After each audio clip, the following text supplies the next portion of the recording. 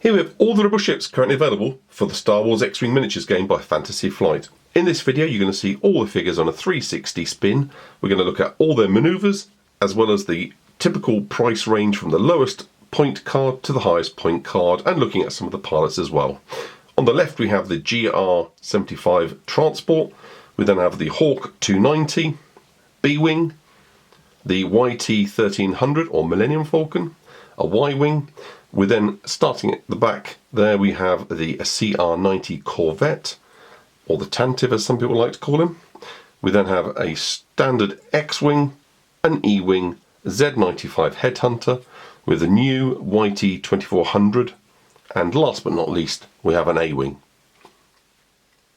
Here we have the A-Wing. I've got both stock in red as well as the blue that came from the Rebel Aces pack. The only painting modification I've done to my original A-Wing is the engines, which I upgrade with a quick bit of orange and yellow. So in there you've got a bit of a white point and yellow and deep orange fire of the engine glow, but apart from that no other modifications. Really nippy, great ship. Standard focus and target lock, but you also get the boost manoeuvre, which really adds to its manoeuvrability, even though it can already shoot around the board at 5. You've also got that ability to move and be a little bit unpredictable as an action, as well as adding an evade. So adding to the 3 agility the ship's already got, you also get the ability to add an evade to guarantee 1 less damage to your ship. So with a 3 agility and an evade, 2 hull, 2 shields, pretty good card, pretty good ship. This is the B-Wing. On the right you have a standard B-Wing, and on the left the one that comes with the Rebel Aces pack. As you can see, it's one of the most interesting designs, and although they are both in their open wing and upright position, I've certainly seen modders do a kind of 90-degree rotation where they've kind of cut off the top of the ship and then rotated the B-Wing onto the more horizontal axis.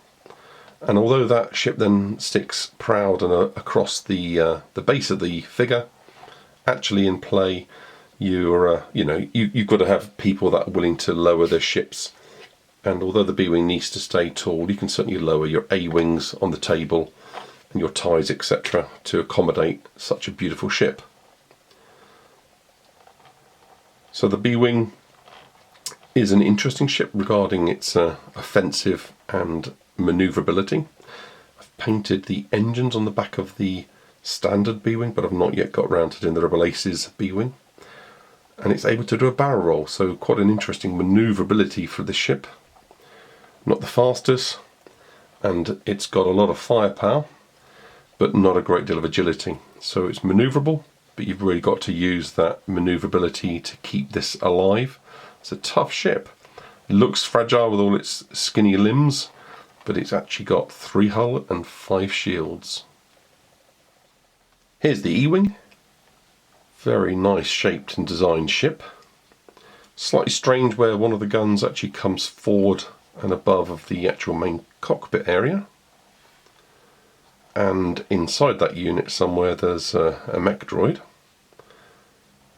I've painted the engines, so this orange and white glow I've done on many of the ships just to give it a little bit more colour, and I'll make sure the colour matches the imagery and the correct cannon.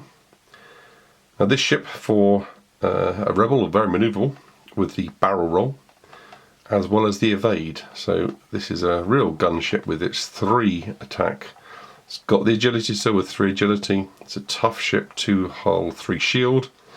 And with that barrel roll and the evade, it's going to last. So a tough little ship, but it's expensive. Here with the HWK 290 or Hawk. I've painted this browner and more beige. So I've given it a much more muddier and used look, so it's a little bit darker than you get out of the packet. And like so many other ships, I've also painted the engines, and with these they have a very similar coloration to the Millennium Falcon with the characteristic blue, pure white glow coming out of there, and it really adds a splash of colour, along with the orange livery that they've got on the engine area and the stripe going down the centre of the ship. This is the first small rebel ship to allow you to have a crew, and although it's not a very offensive ship with only one attack, you can add a secondary turret weapon. So very much like the Y-Wing, you can have this doing something a little bit different, perhaps with an iron cannon turret or a blaster turret, etc., which comes with the Hawk 290 box. It's an interesting ship, quite different. You have to really think about adding this to your fleet. It's certainly not an attack ship with its standard build, not the most manoeuvrable, and it's only got focus and target lock as actions, so you've really got to make sure that this ship has got other buddies to help look after it and to help this keep out of trouble. But it's an interesting ship to use in slightly larger fleet builds, and certainly a ship that I now happily field in builds of 150 points. Here we have the X-Wing. There are two types. On the right is the standard stock X-Wing, and on the left, just going around the top now, with the characteristic orange tipped nose, is the X-Wing that you get with the GR75 transport. Slightly different colours on the ones I've got, so I've got a slightly paler X-Wing that came with my transport, where the majority of my X-Wings that I get from the single standard boxes are a little bit dirtier, a little bit greyer, kind of beiger colour. As you can see, I've painted the engine ports on both of these ships. So they've got their characteristic orange with a kind of white heat in the very centre going on in their engine ports, just to give that little bit of flourish of colour and to allow them to fly around the board all the quicker. Real mainstay of rebel fleets, great offensive ability, good agility, reasonable manoeuvre, nothing fancy on the action bar, but you get the focus and target lock as standard, and of course the ability to have a mech droid as well as torpedoes. Here's the Y-Wing. Absolute classic shape and style. Bit of yellow paint on some of the panels in and around the actual cockpit area, as well as just the front part of the two engine parts there. You can see a silver reflection from a mech droid on top there, just behind the cockpit. And as you can see, I've not painted into the engines, and the actual correct colour for that would be a kind of purpley pinky mauve going along each of the four kind of struts that extend from each of the two engines. So it's going to be a little bit more tricky to paint than some of them. So this is exactly as you buy it. Beautiful paintwork, very simple shading, just enough colour to give you that kind of look and feel of worn, used, blaster damaged ship. Really nice. This is the Whitey 1300 or Millennium Falcon. Beautiful ship. It's got some great age and different coloration to some of the panels, ranging from dirty scuffy grey, a kind of maroony colour, and some red panels as well. So real life and times of a Millennium Falcon flying through space and being shot up and repaired, to be told in its scarring and coloration. Some great paintwork on the rear, on these, let's call them engine ports or exhaust ports. Some great black scorching scarring and smoke work going on. I have painted the engine, so that blue-white streak is added, so that's not standard or stock. But all in all, a beautiful ship right out of the box. Nice cockpit area. Crew for two. Good offensive with its 2-attack 360 guns. I want to point out that this figure has a moving radar dish, so that is articulated, so that can be pointed in a forward or rear orientation, or even pointing up if you so wish. Just a nice little feature. I know quite a few people collect these ships as models, as well as to actually play the Fantasy Flight game. They are that good and really well priced. This ship actually has two modes. There's a standard outer rim smuggler, and then let's say the Millennium Falcon. So the ship stats do vary. On the board I've actually got Chewbacca, so that's why there's an attack of 3, agility of 1, 8 shields, 5 shields, wishful thinking, 5 shields and 8 hull. Here we have the Whitey 2400, beautiful sleek looking ship, very reminiscent of the Millennium Falcon, and although the numbering system of the Millennium Falcon is actually a Whitey 1300, so this comes after it, I'm not really so sure about the advancement in technology and the timeline of the numbering systems. This is painted as it comes out of the packet. I've not yet done the engines. I plan to put some engine colour in there. It's a very interesting ship, and there are some very good websites that give you a feeling for what different parts of the ship are. Clearly the crew compartment is clear, and there's an escape pod at the back, but I'm not quite sure where the main entrance is. I'm sure there's a part that lowers down on one side of the ship, and possibly even on this side here, where although that looks just like an escape pod, I'm sure there's room there to actually have a walk-through escape pod, so you've got to get into it from the ship, so maybe you can get out of it that way as well, I'm not sure. So there's some very interesting style designs on the internet, as well as some of the computer games that have featured this ship. Huge guns, and although it comes with a 2 stock attack, not quite sure why they're so big. You've got top and bottom and turret weapons, so this is another 360 firing ship, so it's a really quite powerful one to have on the board, and with both 5 shields and 5 hull, it's going to last as well. Agility of 2, but what really makes this quite awesome for a large card is it's the first large rebel ship with a barrel roll native to the card. So very interesting large ship here, with some characteristic traits and manoeuvrability of a smaller ship. Certainly able to give out a decent bit of damage, and it's got that staying power that you want from a large ship. Certainly not cheap, but it's not crazy expensive either. Really interesting ship to field and fly. Here's a Z95 Headhunter. It's the forerunner to the X-Wing. Very similar styling to an X-Wing, without the slightly larger body of the ship, and without the opening X-foil wings, where this has just a standard pair of wings that do not open. Again, I've painted the engines, so that's the correct coloration for the engine ports. This doesn't have room for a mech droid, so no R2 unit or any room for one. Very simple and cheap ship, just with focus and target lock, so nothing too fancy, but all in all good manoeuvrability and offensive as well as defensive for the price. You can get these on the board for 12 points. Here we have 4 of the main Rebel fighter ships. So we've got the A-Wing, the X-Wing, the Z95 and the E-Wing. Let's just stick with the manoeuvre dials first. So the A-Wing, special note here, no speed 1 apart from hard right turn, hard left turn, so this guy is not going to cruise. Once he gets up to speed he gets moving, and up to speed 5 green, very good. K-turn 180 degrees at both speed 3 and 5. Let's go to the X-Wing. So quite standard, this is what everybody knows, so nice simple ship, speed 4, K-turn UE, and looking at the Z95, you've got a faster 360 K-turn on the speed 3, but very similar manoeuvrability, not quite so much green at the slow bank turns. And the E-Wing, one of the most interesting ships, really nice combination. So you've got the K-turn 360 at speed 3 and 4, but you've also got very good speed at 5.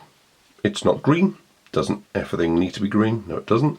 But you've got some really good options here, all the way ranging through 1 to 3. So the E-Wing's the large chunky ship that actually, you know, flies pretty good. It's a pretty neat little nimble ship, but boy is it expensive.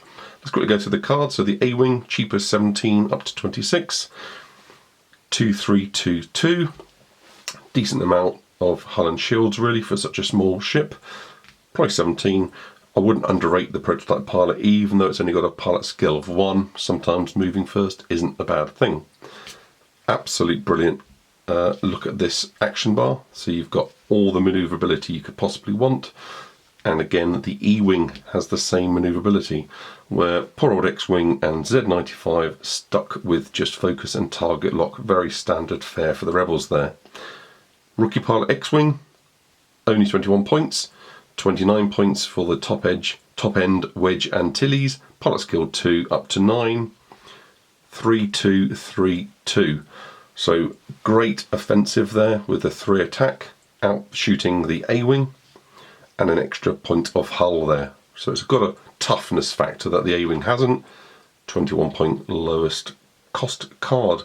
Z95, so here's the classic Rebel Swarm card because it's as cheap as 12 and pilot skill 2, so it's not terrible speed pilot skill to start with.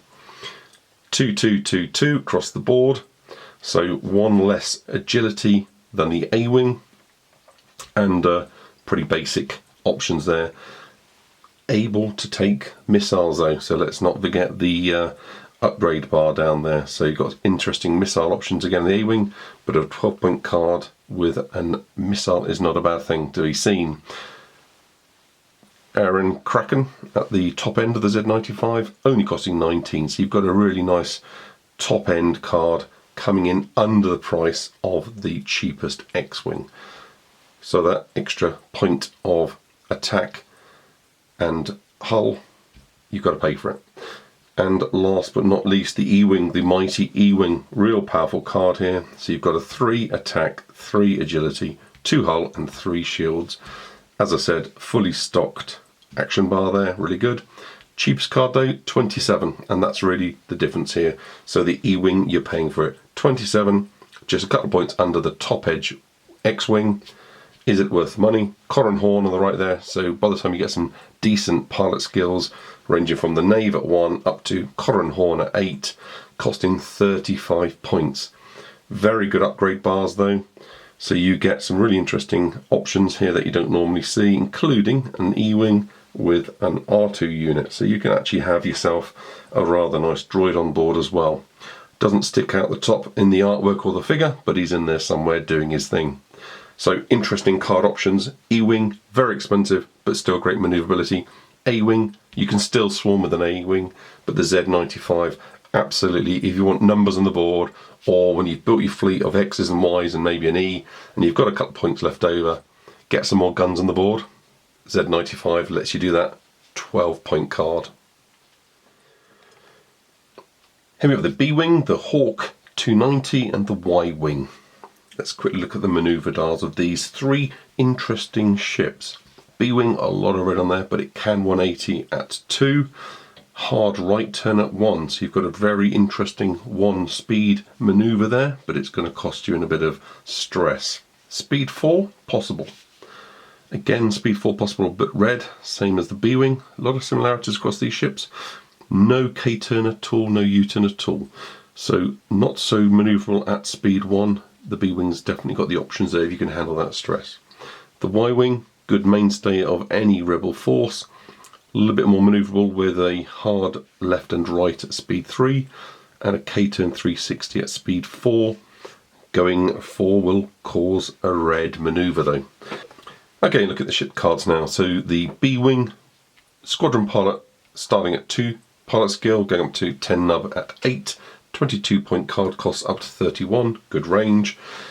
Not too expensive really for the amount of ship you get. Look at this. So you've got a 3 attack, 1 agility, and look at the hull and shields. 3 hull, 5 shields, so there's 8 points there. That's a tough ship. There's a lot of ship there for your money, and although it's only got 1 agility, you're going to take a few hits to get that down. And you've also got the barrel, so to add to this quite interesting manoeuvre dial, and you really got to know how to fly a B-Wing without getting overstressed, but a barrel really does help there to add to that standard focus and target lock. And you also get to have 2 torpedoes, so 22 points, 31 points, but it is a gunship.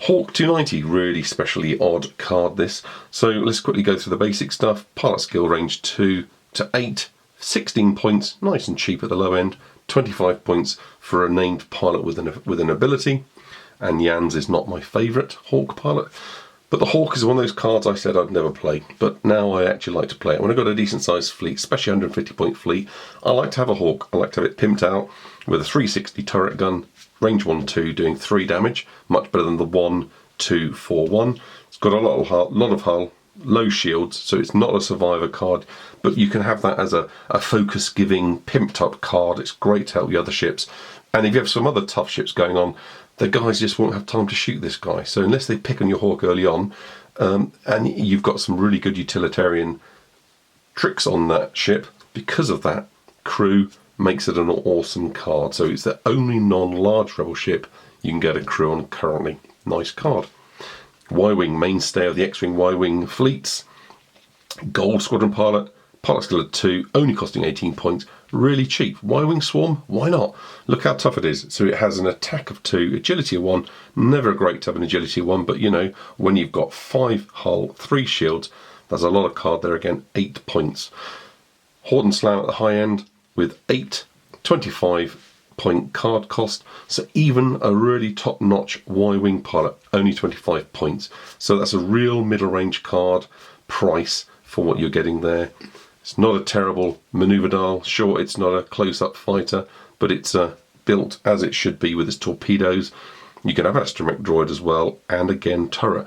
You pop a 360 iron secondary weapon onto a Y-Wing, and you get one of the really tough Horde and Slam or better pilots on there. R2-D2 repairing the shields when they go down. They're not even going to get to your hull. That can be a really awesome combination. So again, Y-Wing, nice card. Certainly still keep Y-Wings in my fleets. Here are the 2 large ships in detail, so we can see the movement dials of both the YT 2400 and the YT 1300. As you can see, the 2400 has a slightly better speed 3 hard right and left turn compared to the 1300. But you'll also notice then that the 1300 has a K-turn or 180 degree turn at both speed 3 and 4. So some similarities. This has got definitely the ability to turn tighter, and this has got the ability to U-turn a bit better.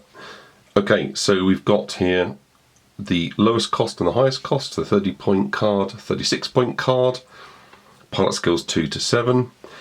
Of course, all the YT 2400 cards are 2 attack, 2 agility, 5 hull, 5 shields. Focus, target lock and barrel roll. Interesting to see a barrel on the large ship, that's native. And all the cards give you here the cannon, the missile, and you also get a crew. Of course, with the name pilot, you're also going to get a elite pilot upgrade. Now the YT 1300, completely different story, so that's really why I want to focus here, and I've got the dice out. The card on the left is only 27 points, and there's a reason for that. And the card on the right is Han Solo's Millennium Falcon at 46 points. Pilot skill 1, pilot skill 9. Let's stick on the Outer Rim Smuggler on the left here. You've only got an attack of 2, an agility of 1, a hull of 6, shields of 4. Looking now at the Millennium Falcon proper, so although it still says title card YT 1300, you've now got an attack of 3, agility of 1, 8 hull, 5 shields. So an all-impressive upgrade, so it's really like having a different card. So there's a big reason why the price difference jumps quite so much. And also worth pointing out, down here in the upgrade bar, whilst the Outer Rim Smuggler absolutely gets 2 crew, the Millennium Falcon, ignoring the elite pilot upgrade for the name card for a moment now, you can see there is also got missile option. So there's quite a range there and a difference. So it's the only rebel card that has that different ship stats within the range of the same ship. So be watchful of that. This is the GR75 medium transport, and it's an epic ship, an epic scale. And the scale is slightly different to the actual ships you've seen so far. The engines I've painted, so that blue-white coloration, very similar to the Millennium Falcon, I've added myself, both above and below. There are actually some ports under here as well. Talking about the inside quickly, it's full of cargo pods, and they're beautifully coloured and painted. So if you've never held this figure and want to see more detail, I really recommend my review of the GR75. But here's the ship in its quick spin glory.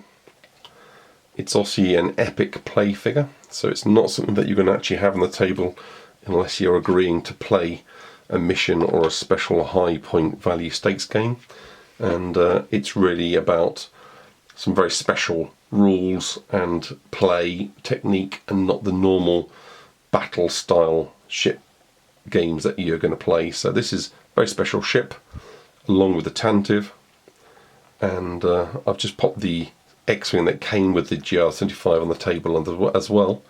So you can see that the scale is slightly out, so the transport isn't actually as big as it should be for the models that we've got in play. And you can see that most easily by looking at the cockpit area of the X-Wing and this rather small looking, let's call it the cockpit area of the GR75 transport. And as you can imagine, there's no way one pilot is even going to get into there, let alone the multiple pilots and crews, etc., that are meant to be inside that ship part.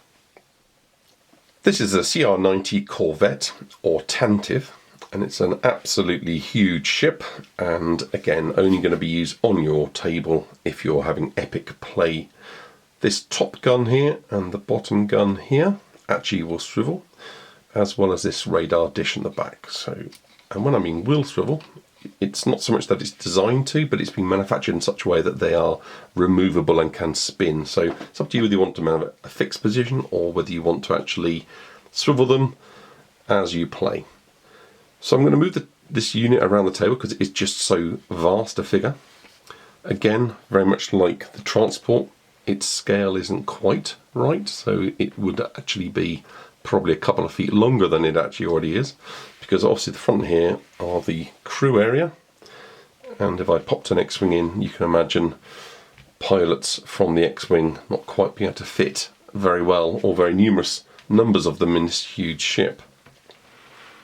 I have painted the ship completely, so it's been washed to dull and age and to scruff it up a bit, let's say. So it's continuing the kind of patchiness that was already evident, but I've gone and given that a kind of real darkening, so especially evident near the engine area, so really patchy kind of ink wash going on there.